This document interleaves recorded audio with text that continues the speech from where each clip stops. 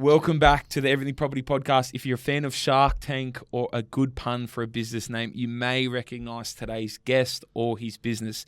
He single-handedly built a team of 40-plus staff across 4 countries to dominate the neon signage game, doing over $10 million in revenue each year with his company, Kings of Neon, all whilst building a property portfolio in his spare time.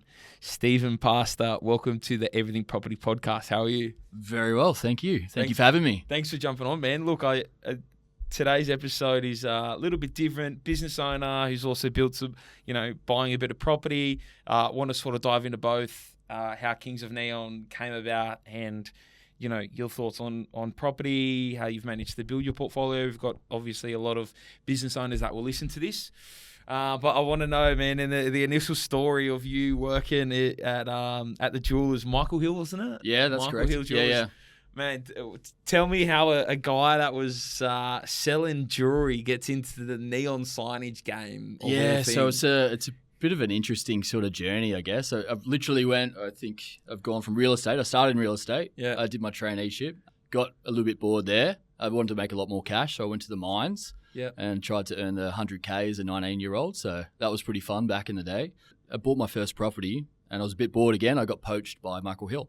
From the mines? No, sorry. Fitness First was in the middle of there too. So I was a hustler in the shopping centres and asking people if they wanted to get fit in the shopping centres. Sales. Sales. What were you doing in resi real estate? Sales too? Yeah, so Ray White at the entrance back in the day. So it was a tough time when I jumped in. I think it was 06. Okay. Yeah, 05, 06. So Going back a bit. Going back a bit. But as a fresh-faced 18-year-old, that was a bit of fun. And so I worked for Fitness First. Got poached to go over to Michael Hill. It was a weird game. It's like you're in shopping centres. I don't know. It's like a funny kind of... Was Fitness First in the same shopping centre as Michael Hill? Yeah. Okay, so they... Yeah. So it's a bit of a thing. And I just never thought of jewellery. But I was kind of a little bit confused because it was like it's a jewellery chain, but they had an uncapped commission structure as management. So explain that for us, how it works. Well, I guess like I was, 22, 23 at the time when I jumped into Michael Hill. And they sort of sold me the dream of like, you can earn 100 grand plus as a retail manager. And I was like, oh, okay, that's super interesting. So I jumped in there, did the management thing, and I was quite good at it. So kept going. I started on the Central Coast and then moved into Newcastle, ran stores there, went to Queensland, ran the biggest store in Australia, biggest store in New Zealand and the company. And I was, 23, 24, weirdly owning 200 grand plus. Wow. Yeah, as a retail manager. So it doesn't really make sense. It became a bit of a cult. You get a bit addicted to it. I left Michael Hill probably 2 or 3 times because I loved and hated it. Yeah, okay. I still was working in a shopping centre. I didn't like that association. And then it just came one day. They were going through a bit of a restructure. My boss got sort of let go. I was hating the company, so I went, screw it, I'm out. Yeah. Then I went on like a bit of a soul-searching journey. I actually looked at becoming a buyer's agent. So in the day. So I did my buyer's agent course. Yeah. And my mate at the time was coming back from Canada. He was in the Olympics. So he was Winter Olympics. And he didn't know what to do either. He was like, I'm coming back to Oz, don't know what to do. It's like, I don't know what to do either. And so we landed on creating a DJ company. Of all things. So we used to DJ probably a handful of times when we were 18. Yeah. And I was like, cool, let's go run that. So this is after those. This is mid late 20s? This is like where we're at now, probably 10 years ago. Okay. Yeah. Yeah. And so jumped into that. And then, we were pretty good at it. And it's like weird because it can be a good job because you can go out for 2-3 grand a night. Yeah. Like it's not terrible, but it's late nights. I've got kids, all that sort of stuff. It's not like the dream job, so to speak. But probably about 18 months, 2 years in, our best, I guess, vendor, you should call it, at the Hunter Valley that we worked for, we used to kind of bring out, those big letters, those big light up letters and all that sort of stuff. We had all that sort of stuff to try and beef out our average What were you sale. mainly doing? Are you doing We're DJing, MC, weddings, events. Yeah, weddings and events. So we were like the clean, crisp, Okay. Suits and that kind of stuff. Yeah. Did you pick that or did that sort of pick you? It kind of picked us. Okay. Yeah. Like the first couple we thought of we'd be gigs. cooler and we dressed up cooler initially and then we realised What was the DJ name? We were under Soho Events. Yeah. Okay, so, Soho yeah, Events. so, There you go. yeah. So we were at this this wedding venue and there was this lady that also leased out these big signs and big light up signs. And she was bad-mouthing us, saying that, we're essentially fuckwits and we shouldn't be using these guys. They're not good for the industry, et cetera, et cetera. It's like this weird culty wedding industry shit. Yeah. And I just turned around and she used to lease out all these neon signs and they're up on the walls and whatever else. And no one else was doing it. And I was like, well, let's go do what she's doing better than her. Yeah. And so the next day I went and imported a bunch of neon signs and that's really, in the essence, the start of Kings of Neon. Yeah. So the business is born out of spite. Absolute for this spite. Yeah. Wow. Yeah, nothing else. Yeah. How do you go about finding? I mean, maybe you don't want to talk about everything to create some competitors, but how do you start? Is it a Google search? Is it a trip to China? How do you be like, fuck it? How does this business have legs? Yeah, I think I've always been quite interested in importing, or finding I was always super curious. I look at people, wearing shirts and you're like, that actually costs $5 and you paid $140 for it. So I've always been super interested about that import-export game. Even early days, I was going to the snow and I realized that you couldn't buy Burton snowboards. So I just I created this eBay channel and I could buy Burton snowboards from the US and resell them before I physically had them.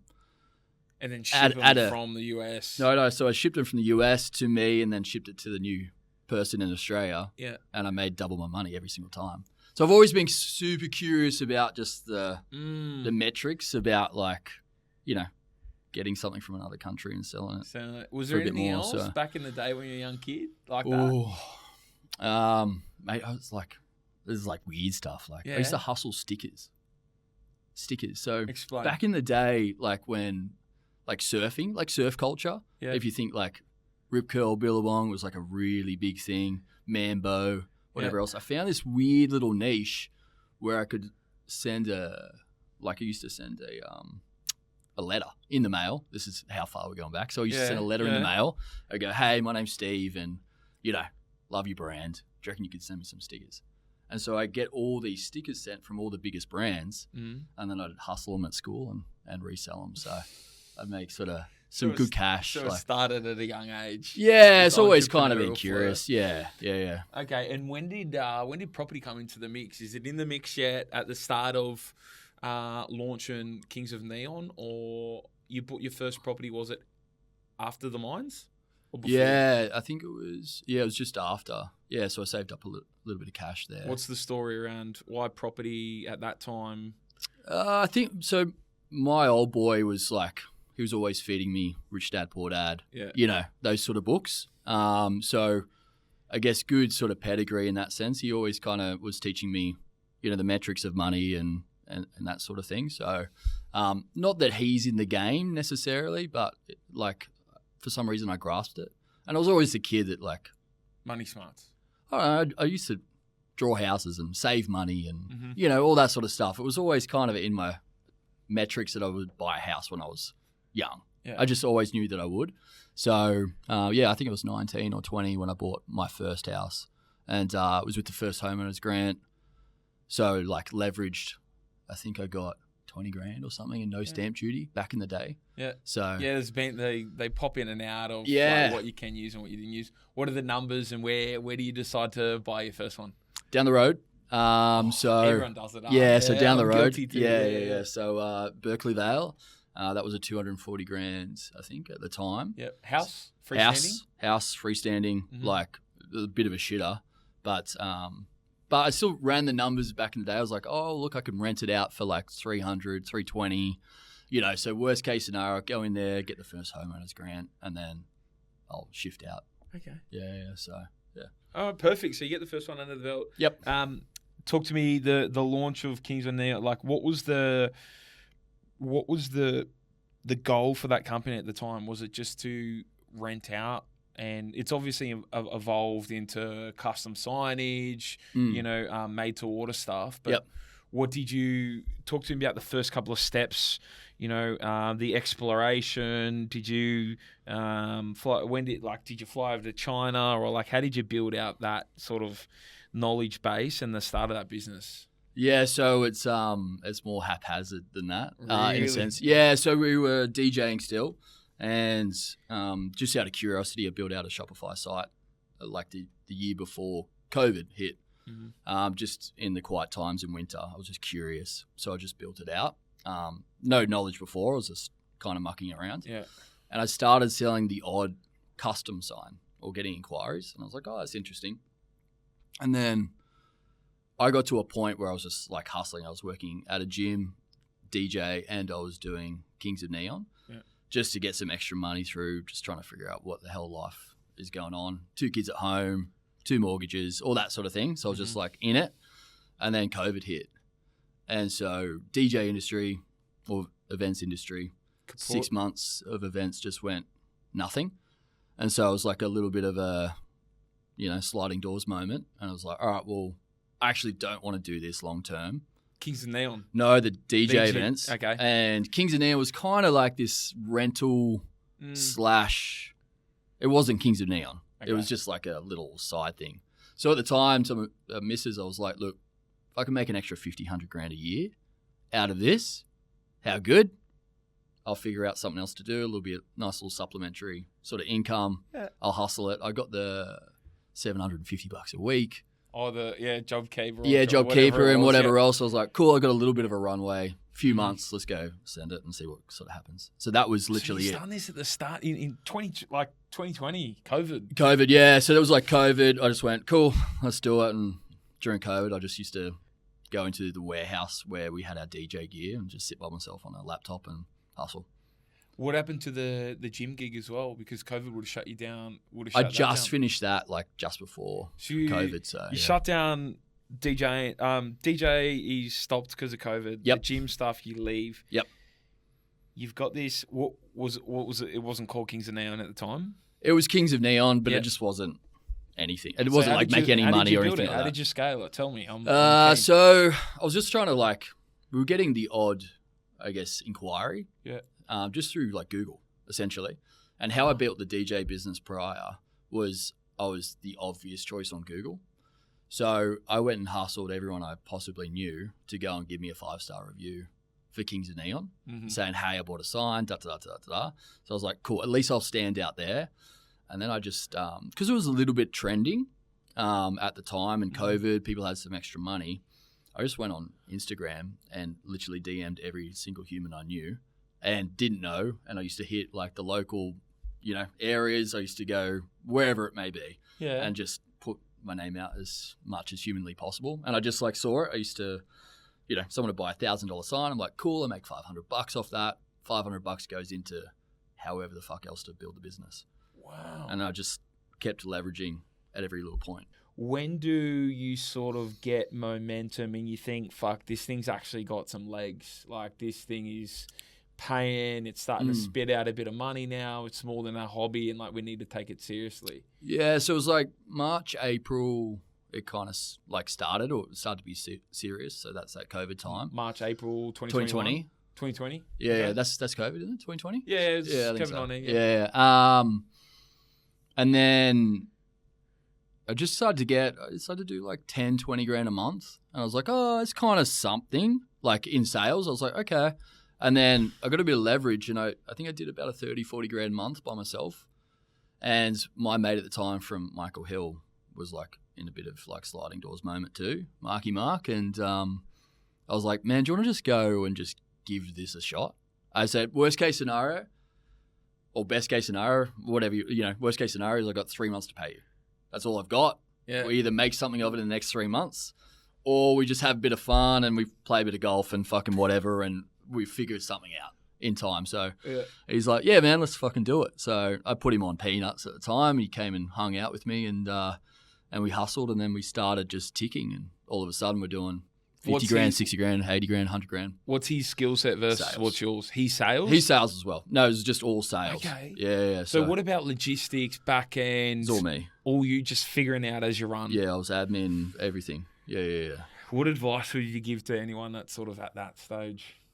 If you could do it differently, is there any way you'd build that or like bring on more help, or how would you... In the pain of it, yeah, I would have done it differently. But now looking back at it, I wouldn't have done anything differently. Because it was just like, I didn't know what I didn't know.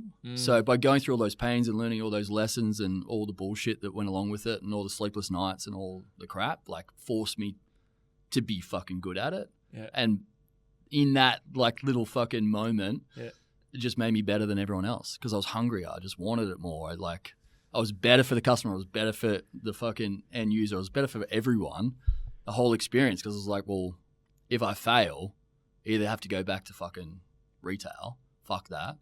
Because that's the only place that I really have a skill set where I can earn enough money to support the family. So I was like in or out. So I was like all in. Didn't matter. All hours of the day. Was there a breakthrough customer? Like a huge order or anything like that? Or it just gradually grew over time? Early days, I got this guy that kind of got the design profile. It was called it's like a hairdresser's. It was called Moe & Co. Yep, I've heard of them. And he backed me early days and did some quite big signs. So it got some early sort of traction and momentum. But then I got Twitter reached out to me when Twitter was still Twitter. And they're like, oh, we want 120 signs. And I'm like, yeah, I'll do it. I had no fucking idea how to do it. Are you making them or are you getting them made in China? No, it's all imported in China. Okay, so you get them made in China. And because I can't go to China. I've never been, at this stage, I've never been to China. I've never met the suppliers, never done anything. It's all just online trust and WhatsApp, experimentation. Yeah. Shit. Yeah. So I was shipping them in to the warehouse and then I was unpacking them, repacking them, and then sending it on to the customer at the time. So I was admin, sales, packaging, logistics, everything. And then how do you grow out? When's the next property come into the journey? Oh, it's not until Kings and Now's got a little bit more traction. Mm-hmm. Well, I'd had properties before then. So when I was at Michael Hill, I was buying I did a couple little development while I was there. So. Yeah, like what? Buy and sell, buy, renovate, sell, or? So what was my next one? It was one at Wyonga. Mm-hmm. So I bought that. That was $380, and I was before the corner duplex hustlers. Yeah, I kind of foresee it. I don't know why I foresaw it, but before everyone jumped on the whole buy a corner, chop and split it, do something at the back. I just went and bought it, and I was like, oh, worst case scenario, I'll put a granny flat on the back, but hopefully I can split it. And no one saw it for what it was, so. And I had no idea what I was doing. Do you remember some numbers? Tell me. Well, it was 380, and then I went to my local guy and I said, "Can I split this up?" He's like, "Yeah, you can." Build cost at the time was $240 for a 322, and then I flicked it about a year and a bit later. I sold that one for I think it was $420, $430. Okay. So it was a nice little profit line, and then I still own the other half, and that's worth about $750 now. You just kept onto it and kept rolling it in. Yeah. Was there any, what's your logic around finding property? Everyone's got sort of this property philosophy, right? Some people say cash flow. Some people will be like, oh, gentrification. What's Stephen's philosophy on property or on finding your deal? What are you looking for? What are your metrics? There's no wrong answers, but everyone's got sort of a different value on it, I've probably just changed over time, to be really honest with you. So I think initially I was looking at land and then obviously the rental yield. So that was the Berkeley Vale kind of ideology. I had kids relatively early, so I was 26. So I couldn't necessarily, I didn't have the income. Mm-hmm. My wife didn't work because we were kind of traveling around everywhere and different jobs. And then I started having kids. So I didn't have that kind of the disposable income to keep buying. So I never really kind of figured it out or got a bit of a flow. And we bought the family home. I bought a family home at Caves Beach and that sort of thing. So it was I was just doing things pretty slowly, and it only really started to ramp up lately. One of the ones I bought a place at Townsville, which is a 6-unit block. And I got inspired off Grant Cardone. I think I told you. You told me, but tell the audience. Yeah, well, I was like, I went on a journey, and because you're in the gym each morning, it's like, do I listen to a property podcast or self-improvement or Hormozy or whatever? And so, Cardone's yelling at me, down the years one morning, and he's like, get units, get doors. I was like, oh, that makes sense. How good. All of a sudden, I didn't have really enough. I had like equity. I didn't have, because I'm a new business owner, 2-3 years old, all that sort of stuff. But I used to be one of those guys that just sit on realestate.com.au and just send ridiculous offers. Or I just inquire. Yeah, I'm one of those guys. Yeah. Low ballers are losers. And it was funny because this one came out of nowhere, the Townsville one. And what year you get in the Townsville market? Just to give us. Oh, that's 2.5 years ago. Okay, that's great. Yeah, 2.5 years. So good timing. And it hadn't moved at all. So the guy that I bought it off, he sat on it for I think 15, 20 years, and he bought it for $760 or $780, and I bought it for $803. So just like 6 units. 6 units, yeah. Okay, what's the like? How does it pop up? How do you buy it? So I sent a Hail Mary, and then this guy just contacts me out of nowhere and he goes, oh, you're still interested? And on realestate.com? Yeah. So I sent out a Hail Mary because I was looking at units. I'm like, let's just look at, 4 to 10, unit blocks. And so I was like, I'm interested. Would you sell? I'm interested. Would you sell? And this guy got desperate in Townsville, and he's like, I've got this guy and he really wants to sell. Are you still interested? And I was like, oh, where's the interest line? Because I'm back down here. And he goes, put an offer in. So I put an offer in, got it accepted, and I was like, this is like magic. But I didn't have the money, so I had to like manipulate things and put things together. How do you do it? Well, it's like, it's all like a low doc loan. And then because it's 6 units, it's a commercial loan, which I didn't know about at the time, but that was painful. And that's when the interest rates were going up. So I bought it initially thinking I'd get a 4.5% interest rate. By the time it's settled and I'd got a commercial loan, I was up to 7. And I was like, have I done my ass here? Because this is scary as hell. But the metrics made sense. Wait, this is 7% interest rate in 2023. Yeah. Oof. Yeah. Jesus. Yeah, just as, when it was like, oh, it's going up 0.5%. It's going up. It just kept going up. I was like, I just put down my deposit on this. And I'm like, what have I done? Yeah. What deposit? Give me that. So 803 purchase, was it? Yeah, so I had to put down 30%. 803, 30% deposit. Is that cash from the business? That was equity from my personal home. Equity from your personal home. Yeah. And then what's it? Give me numbers like today. What are we talking? 6 units, so you would have done really well. Well, that's what I was looking at the metrics. I was like, it's only like 160, 180 a unit. I was like, it was strata as well at the time. I was like, even if I resell these, that surely I was looking, they should be 220, 230. So I'm buying them under market. They're all leased out under value at the time. So we had them at an average of 220 per week. And I was like, oh, I think there should be about 260, 270 Won't tell him that, but yeah. No, he's exactly right. So I was like, fuck it, I'll sort of push through. But now I've actually got them on the market at the moment. Oof. Yeah, interestingly. I'll tell you the story about that in a second. Please. But so they're all up around 370, 380 a week now. So it's a good return. Wow. Yeah. So it's a good one. And you almost $2,000 a week then in rent? Yeah. 600. Oh, hang on. Yeah, it's 2,400. Yeah, almost 2,400. Yeah, 2,500. Yeah, 120 grand a year. Yeah. So, if anyone knows Townsville though, the rates up there are a bit juicy. Rates are juicy. Yeah, which is the issue because it's already strata titled each of them. Yeah. So there's something to. You're paying 6x on.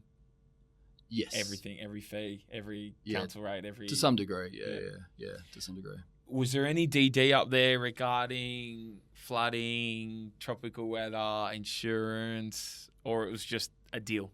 Yeah, so I looked at the flooding. Yeah, okay.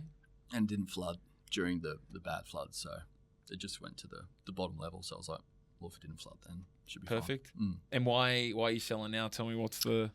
So I met up with Rethink, Scott. Yeah. Shout out Scotty O'Neill. Yeah. So I hustled him because I was like, I want to like go and, just be around the best minds, whether it's in property or business or whatever it is. Like, go and hunt these people down. And he was chatting. He's like, yeah, I bought a bit up there, but it's maybe done its ass, Townsville. He goes, like, we're selling, we're not buying anything anymore. He goes, it's had this massive rise. He goes, you might sort of, look at it and flick into something else that's going to give you a better yield over time. So it was just a bit of I'm a buy and hold guy typically. I was thinking I'd just keep hold of them forever. But I had a look, and after I sat down with Scott, and there was a place around the corner that sold for 1.8. 1.8? Similar 6-unit kind of thing in West End. And I rang up the agents. I was like, what do we got? He goes, yeah, it's like your spot isn't as good, but it's probably around that at the moment. So wow. Yeah, so I got on for 175. So a little 2-year experience. And in 2 years? Yeah. In 2.5 years? That's the whole like buy right thing, right? Yeah, you timed it phenomenally. Yeah. So you can come out of that with 800. Yeah. But it's been cash flow positive too. Wow. Because it's like, what's the next plans for the money out of that then? Yeah, that was the idea. Why? Yeah. Well, it's so I, like with those at 6 units, I've got another 2-3 properties that I lease out, and it just gets annoying. It does get annoying, especially running a business as well. It's like you can obviously have everything at arm's length. I just like the idea of just having something sort of sit there and figure itself out, and the business owner and commercial property. And, if I can still find the right property and buy right, I can still have that capital uplift whilst having a great return. So I'm just looking for a bit of stability, whilst also I think me as a business owner, I believe I've got the skill set to make a lot of money in business. So I don't necessarily need to be hustling these, 100 grand gains and an extra 5 grand a year in cash flow. He's not a huge... It's not... Okay. Yeah. It's not a huge kind of driver, or not as much of a driver for me now. So it's interesting though, because it's like some people... I mean, anyone that's listening that knows me and knows what I talk about often on this podcast is that like, and we see it now going through the members that have signed up for the property investment course and the questionnaire through the game plans app is like, when do you want to retire? What's your passive income?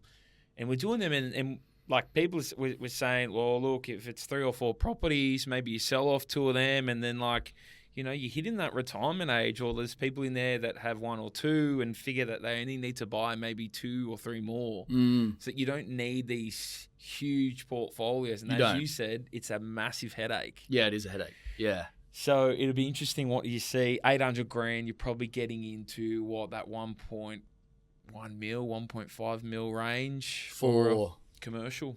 Yeah, so I guess like over time, because I've held on to a few things, I've got a little bit of pockets and equity elsewhere. So the next will be leveraging into that. Yeah, sort of like combine it all and go again. Big commercial property. Yeah. You said that you had the skills, you possess the skills to be successful in business. Yeah. What do you reckon those are?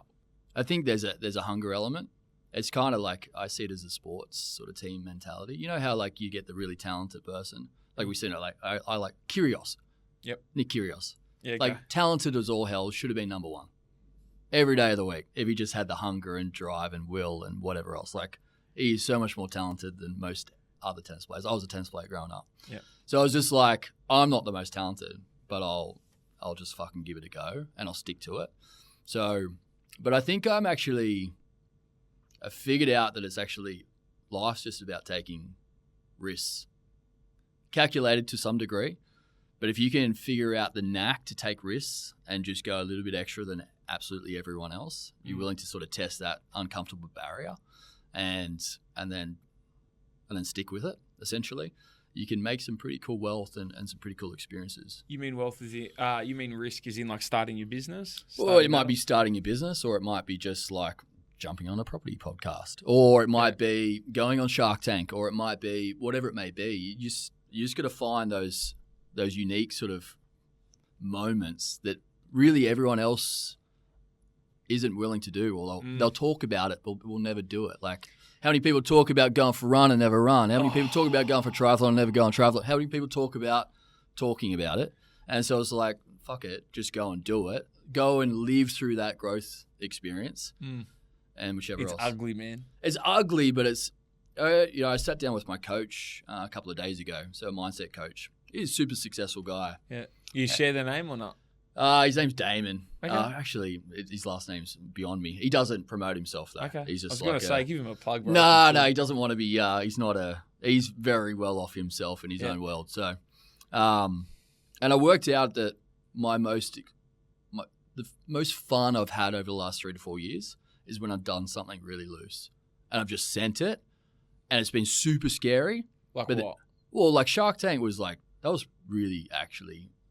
scary. Yeah. It was actually a really scary experience. Why? Tell me. Well, it's like they invited me on first and foremost. So it's like, cool, I'll go through the experience. But when you rock up there at Shark Tank, you think there's going to be all these entrepreneurs and we're all going to be chatting to each other like, oh yeah, how'd you go?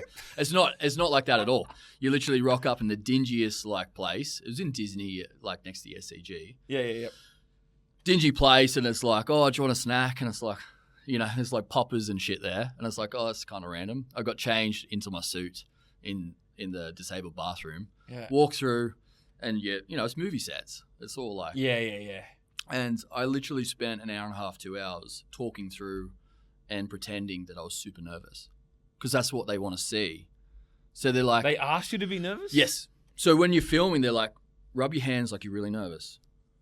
Touch your face. Like all this sort of stuff. So it's like this like real weird build up. And then Interesting. And you know how you go through the doors, right? Or the elevator or whatever it is, the fake elevator. So you do that. You're like, walk to the elevator, now walk back. Walk to the elevator, now walk back. And then when you finally go in, you go to the elevator and there's like this holding room. Yeah. And you can hear the sharks or the entrepreneurs talking about you. Oh, I know this guy. Oh, I've heard of this one. Oh, what do you think about that? Oh, that's a bit shit. Oh, that's cool. Like, and it's like, fuck. Like, and you're just standing there for like what feels like forever. But it's probably about 5 minutes while they're talking about you. And then the doors open and you go and stand on this little dot. And because a lot of entrepreneurs, when they go in, they actually like beeline on a particular shark because they don't like Davey or whatever Everyone's it may got be. their own sort of skill set. So it's like, if I want to get in stores, I go to the entrepreneur that's got the spread. Yeah. So what happens is the entrepreneurs only end up looking at Davey, for instance, and they don't look at all the other sharks. So when you go in there and stand on the spot for the shot, you have to look at the sharks each and go for 5 to 10 seconds so they get the shot.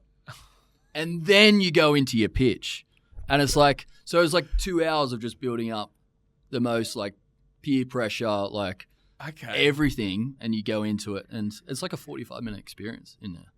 And it gets cut down into 7. Yeah, it gets cut down into. So it's pretty full on. So that was full on. Yep. We've done other like with business. I went and launched in the US. Yeah, that's a make or break for a lot of people. How'd you find that? I just did it, and I just decided we were on like looking at it. Hang on. Well, this is how I just did it. This is how in depth it is. We literally to be able to launch a business in another country with probably no contacts over there, no foothold, no knowledge of, apart from what most Australians will do, you just did it. How do you go about that? This was as simple as I did it. I was like, I know this is like ridiculous, but it's like, so we were sitting down, I think there was a team of 3 or 4 of us at the time, maybe 4. And we were like, where should we expand to? This could be fun. Like, well, let's go to the US. There's heaps of neons in Vegas. Surely people are buying them. And so I went, fuck it. And bought a virtual office in Vegas and put it down as Kings of Neon. Did the same sort of thing, tried to get some Google reviews and whichever else. Plugged in some ads and started ticking them over. And we just got fucking lucky one day, or lucky, inverted commas. And NFL called me up and goes, hey, do you do neon signs? And I was like, yeah. And he goes, look, I've been trying to find a neon sign vendor. I've got the NFL draft. in 6 weeks. Can you do it? I was like, yep, all good. He goes, awesome.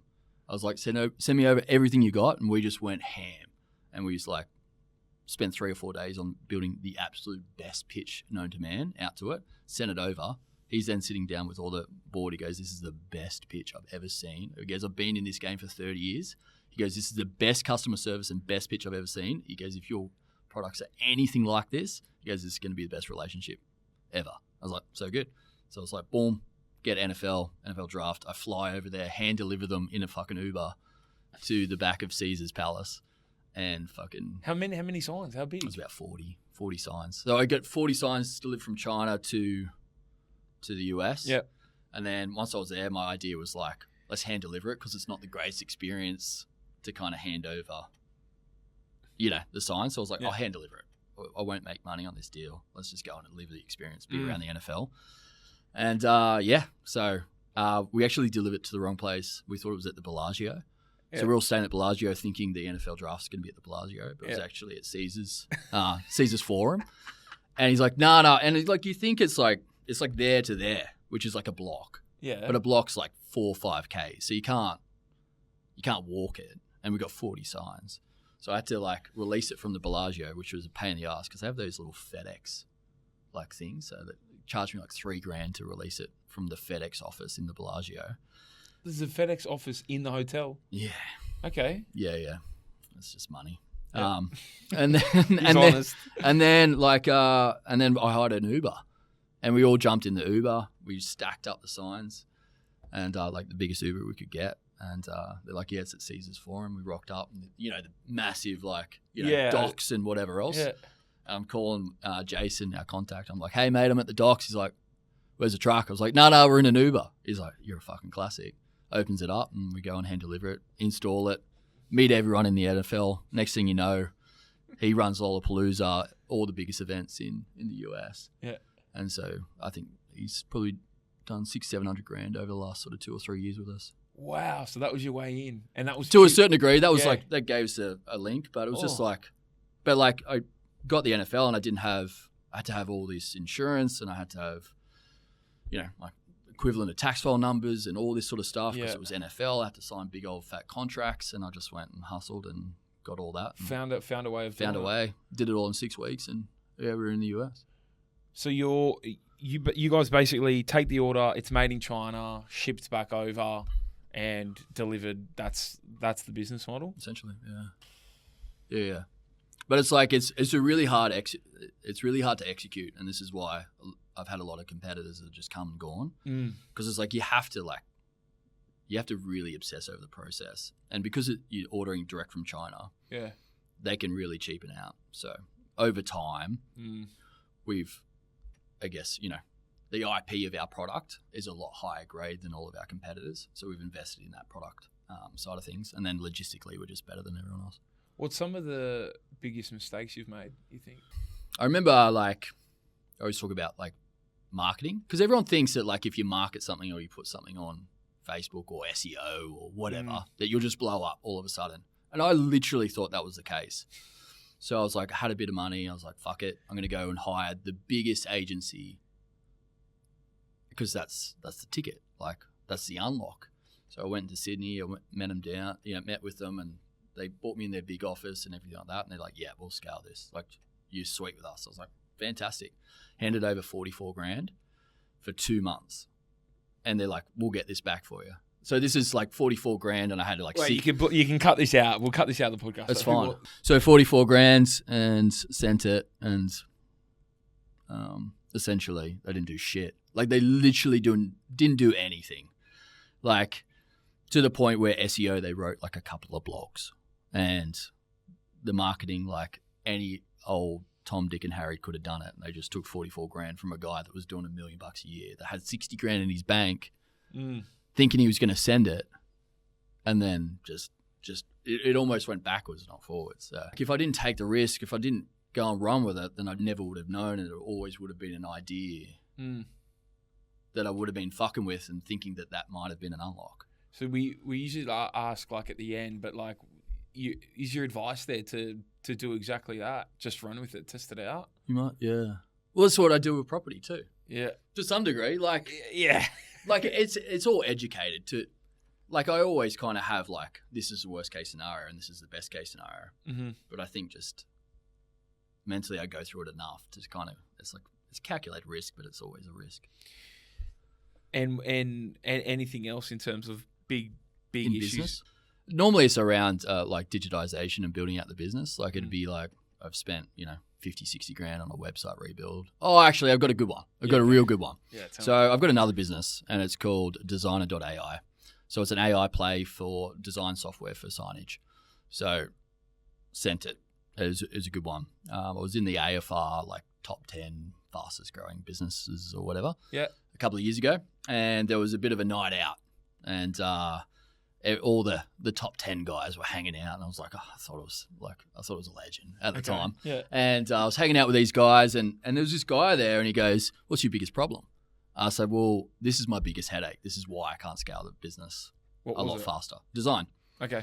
Yeah, so it's essentially the process of designing a particular piece of signage takes roughly 45 minutes to an hour. So we have a team in the Philippines that does that for us. He's like, what if I could solve it for you? I was like, that'd be incredible. So I went on this journey with him and he said, look, I'll solve this problem for you, but it's going to be between $60,000 and $120,000. I was like, okay. Like 60 feels comfortable, 120 feels scary, but sounds good. And so I went on this journey. I was like, this would be a huge unlock if I can figure it out. But what's the issue with that? Because can't you, like my thinking is you put the designer on, the designer designs it, they're in the Philippines, it's a bit cheaper, and then you put it into production. What's the issue? So what happens, the fact is like I built an online business that is kind of offline. So 80% of my revenue comes from B2B. So it's David that fills out a form, takes him 7 minutes, puts his logo in there. Then from the logo, my team picks up a sales call, figures out what you actually want and what you want the sign to look like, sends it off to the Philippines. They then design it, then gets put into a quote sheet. Then the salesperson picks up the phone, buys it, et cetera, okay, which is like a 4 to 7 day process. So now you can imagine if there was a quick way to do that where you can go and jump on a website yourself, like Canva, design it all, press a button, you know how much it is, you know what it's going to look like, and it arrives at your house in 4 to 7 days. Huge unlock.